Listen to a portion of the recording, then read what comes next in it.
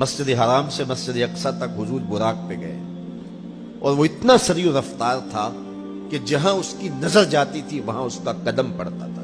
تو اس نے تو پہلا قدم اٹھایا ہوگا تو مسجد اقصی میں جا پڑا ہوگا. اور اتنی سرعت کے ساتھ وہ رفتار کے ساتھ چلتا ہے. پھر حضور اس کی پشت پہ جلوہ فراز. یہ 1000 کلومیٹر فی گھنٹے کی رفتار سے جہاز چلے تو کسی میں ہے ہمت کہ اس کی ننگی پشت پہ بیٹھ جائے؟ ہوا کی مزاحمت ہی گوارا نہ ہو، پڑخ چڑھ جائے، آگ لگ جائے. اور جو کروڑوں میل فی سیکنڈ کی رفتار سے جا رہا ہے اس کی ننگی پشت پہ بیٹھنے والے شاہ سوار کی عظمت کو سلام کرنے کو جی نہیں چاہ رہا. اچھا پھر اتنی سرعت کے ساتھ جائیں تو راستے میں کوئی دکھائی بھی دے تو سجھائی نہیں دیتا، اچھی طرح پہچان نہیں پاتا بندہ. یار تم گزرے تھے، کہا میں تیزی میں تھا. تو تیزی میں جو چیز نظر آئے تو اس کو پوری طرح پہچانا نہیں جاتا. لیکن اب اس رفتار سے جا رہے ہیں. لیکن معرفت کا عالم کیا ہے کہ میں حضرت موسیٰ کی قبر کے قریب سے گزرا، میں نے دیکھا وہ قبر میں کھڑے ہو کے نماز پڑھ رہے. اور حضور ابھی وہاں پہنچتے ہیں مسجد اقصی میں تو حضرت موسیٰ علیہ السلام پہلے وہاں موجود تھے. یا تو یہ ماننا پڑے گا کہ یہاں بھی موجود تھے وہاں بھی موجود تھے، اور یا پھر یہ ماننا پڑے گا کہ وہ پہلے چلے گئے. اور اگر پہلے چلے گئے تو پھر کیا وہ میرے حضور سے پہلے چلے گئے؟ تو جواب آیا کہ نہیں، حضور علیہ السلام تو اپنی رفتار سے جا ہی نہیں رہے تھے. حضور تو جا رہے تھے براق کی رفتار سے، اور حضرت موسیٰ گئے ہیں نبوت کی رفتار سے. براق بہت سریع ہوگا لیکن نبوت سے سریع نہیں ہو سکتا، اس لیے حضرت موسیٰ پہلے پہنچ گئے. یہ ایک مرحلہ مکمل ہوا. اب دوسرا مرحلہ مسجد اقصی سے لے کے پہلے آسمان تک وہ نور کی ایک سیڑھی تھی اور یہ براق سے بھی زیادہ سریع رفتار تھی. یہ دوسرا مرحلہ تھا. اور پھر تیسرا مرحلہ پہلے آسمان سے لے کر کے 7ویں آسمان تک فرشتوں کے پروں پہ گئے. 7ویں آسمان سے سدرہ تک جبریل امین کے پروں پہ گئے. یہ چوتھا مرحلہ تھا اور ہر مرحلہ پہلے مرحلے سے سریع تھا. اور پھر سدرہ پہ جا کے جبریل نے بھی کہا کہ آگے میں نہیں جا سکتا. لو دنوت خطوۃ لاحترقت، اگر میں آگے بڑھوں تو جل کے راکھ ہوتا ہوں. تو حضور علیہ السلام کے لیے ایک سبز نوری تخت لایا گیا جسے رف رف کہتے تھے. اس پہ حضور تشریف فرما ہوئے. پھر وہ کس صورت سے گیا؟ ان 4 مراحل سے زیادہ سریع رفتار تھا. رف رف کی منتہائی پرواز جب ہوئی تو میں اعلیٰ حضرت کی روح سے فیض لے کے کہتا ہوں کہ رف رف کے بھی بس بس ہو گئے. اب یہ 5 مراحل اپنی انتہا کو پہنچے. اب یہ حضور کی ذاتی رفتار نہیں تھی، ذاتی رفتار اب شروع ہونے لگی ہے. اللہ اکبر. پھر آواز آئی ادنو منی یا احمد، پیارے رک کیوں گئے ہو، آگے آؤ. اللہ اکبر. اور حضور پھر اعلیٰ حضرت فرماتے ہیں کہ ڈرتے جھجکتے آگے بڑھے. کیوں؟ جلال و حیبت کا سامنا تھا، جمال و رحمت ابھارتے تھے. عبد تھے نا، معبود کے حضور حاضر ہو رہے تھے تو جلال و حیبت کا سامنا تھا، جمال و رحمت ابھارتے تھے. آواز آئی محبوب آگے بڑھیے. حضور نے ایک قدم اٹھایا. اب پھر فاصلہ کتنا طے ہوا ایک قدم میں؟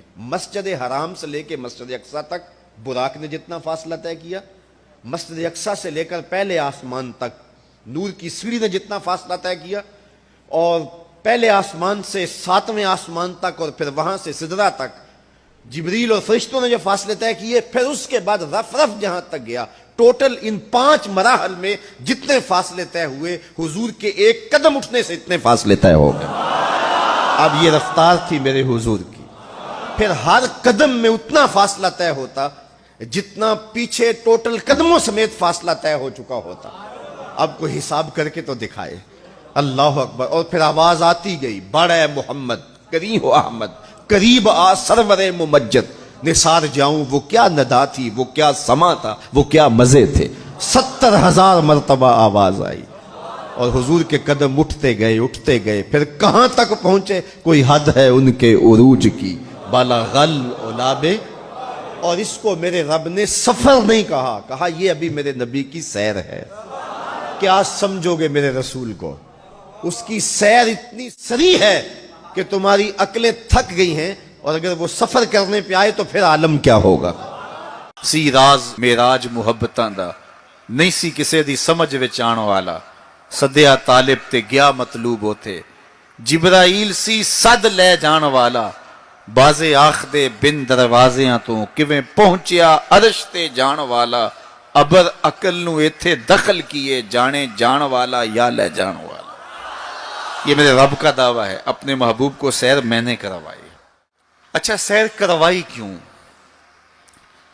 تو کہا کہ میں اپنے عجائب قدرت کی نشانیاں اپنے عبد خاص کو، عبد منیب کو، عبد مختار کو، عبد مکرم کو دکھانا چاہتا ہوں.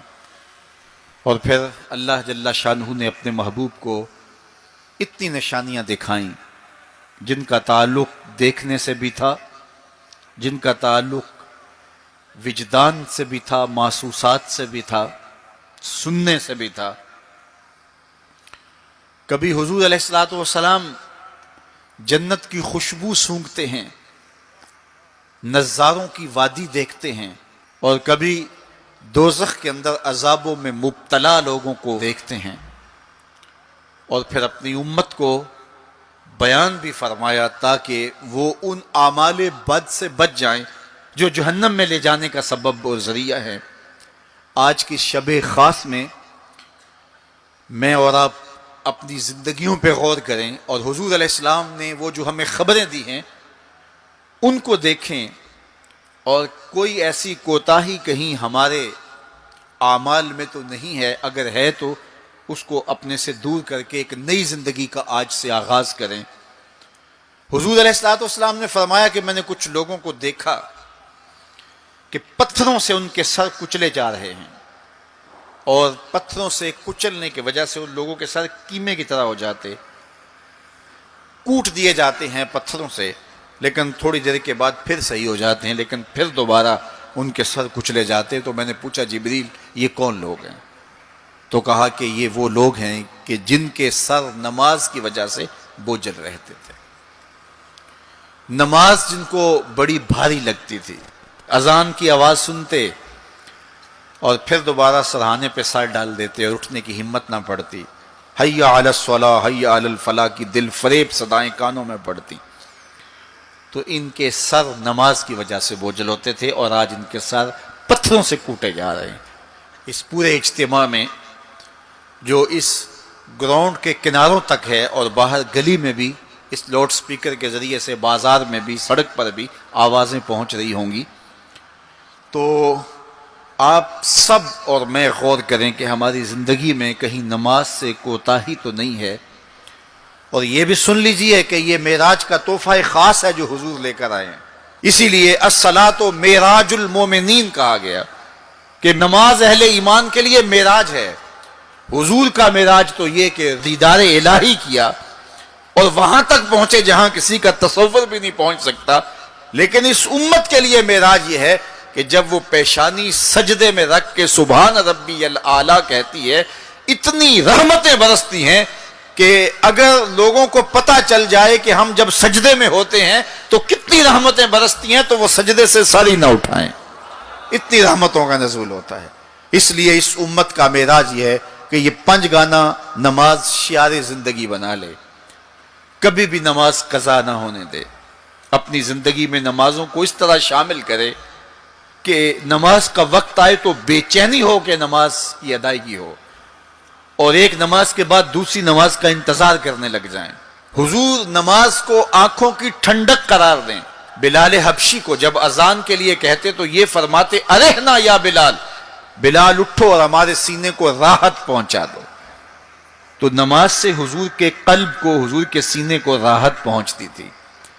میں اور آپ جتنے لوگ یہاں آئے ہیں اور جس ہجوم کے ساتھ، جس شوق کے ساتھ، جس ولولے کے ساتھ اور جس محبت کے ساتھ آئے ہیں، یقیناً آپ اور میں حضور کو راضی کرنے آئے ہیں، اپنے رب کو راضی کرنے آئے ہیں، آقائے دو عالم کی رضا کے حصول کے لیے ہم آئے ہیں.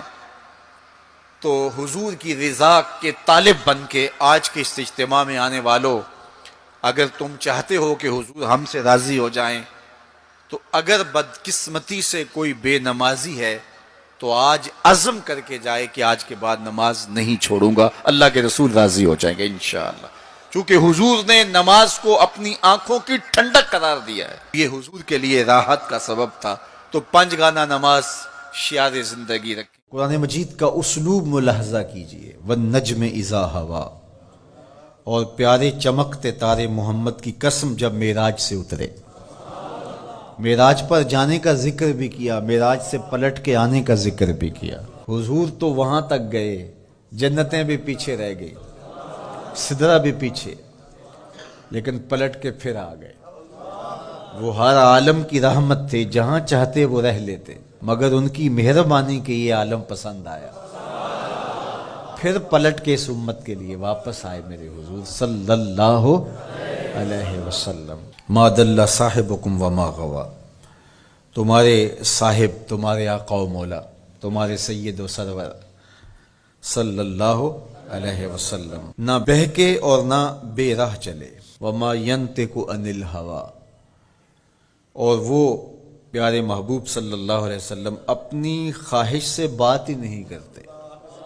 جب بھی حضور جنبش لب فرماتے ہیں تو یہ رب کی طرف سے ہوتا ہے۔ وہ دہن جس کی ہر بات وحی خدا، وہ دہن جس کی ہر بات، غنچائے علم و حکمت پہ لاکھوں سلام۔ علمہ شدید القوا، سکھایا ان کو سخت قوتوں والے طاقتور نے۔ ذو مرتن، جو سخت طاقتور تھا، فاستوی، پھر اس نے جلوے کا قصد فرمایا۔ وہو بالافق الاعلی، اور وہ آسمان بری کے سب سے بلند کنارے پہ تھا۔ ثم دنا، پھر وہ جلوہ نیڑے ہو گیا، قریب ہو گیا۔ اللہ اکبر۔ فتدلی، پھر اور قریب ہو گیا۔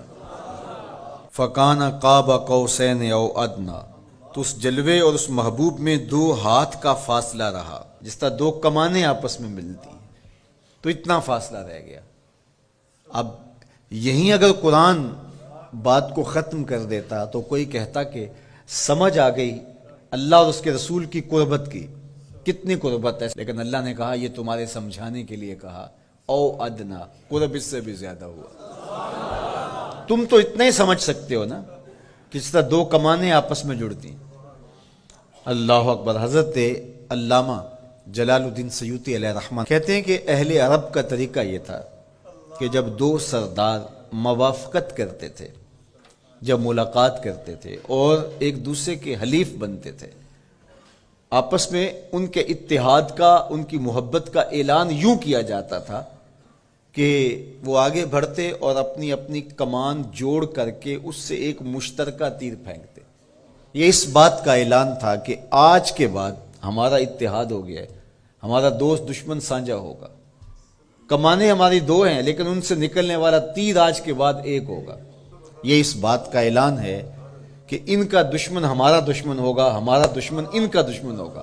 خبردار کسی نے میلی آنکھ سے بھی دیکھا، مت سمجھنا کہ یہ قبیلہ اور ہے اور یہ قبیلہ اور ہے، اگرچہ الگ الگ قبیلے ہیں لیکن ہماری موافقت، ہماری موانست، ہماری محبت، ہماری وحدت، ہماری یگانگت، ہمارا پیار، ہماری سلو، ہم ایسے حلیف بن گئے ہیں، کمانیں 2 ہیں، نکلنے والا تیر ایک ہوگا۔ کہا اللہ اور اس کے رسول کی قربت کتنی ہوئی اہل عرب، تم اپنے رواج سے سمجھ لو، جس طرح تم کمانیں جوڑتے ہو ہم نے بھی کمانیں جوڑ لی ہیں، ہم نے بھی کمانیں جوڑ لی، الوہیت کی کمان اور رسالت کی کمان، الوہیت کی کمان اور عبدیت کی کمان۔ اللہ اکبر۔ یہ 2 الگ الگ کمانیں ایک نہیں ہوئی، یہ فاصلہ نہیں مٹا، عبد اور معبود کا فاصلہ ختم نہیں ہوا، کمانیں 2 ہیں، لیکن کہا سن لو ان سے نکلنے والا تیر اب ایک ہی ہوگا۔ اب قرآن پڑھ لیجئے، وَمَا رَمَيْتَ اِذْ رَمَيْتَ وَلَٰكِنَّ اللَّهَ رَمَىٰ۔ اللہ کہتا محبوب یہ جو کنکر تو نے پھینکے ہیں، یہ تو نے تو نہیں پھینکے، یہ تو میں نے پھینکے ہیں، اس لیے کہ کمانیں 2 ہیں لیکن نکلنے والا تیر ایک ہی ہوگا۔ ہم یہ نہیں کہتے کہ اللہ اور اس کے رسول کی ذات ایک ہے، اگر یہ کہیں گے تو مشرک ہوں گے، ہم یہ نہیں کہتے، کہنا نہیں چاہیے، ہے بھی نہیں، ہم کہتے ہیں ذات ایک نہیں، بات ایک ہے۔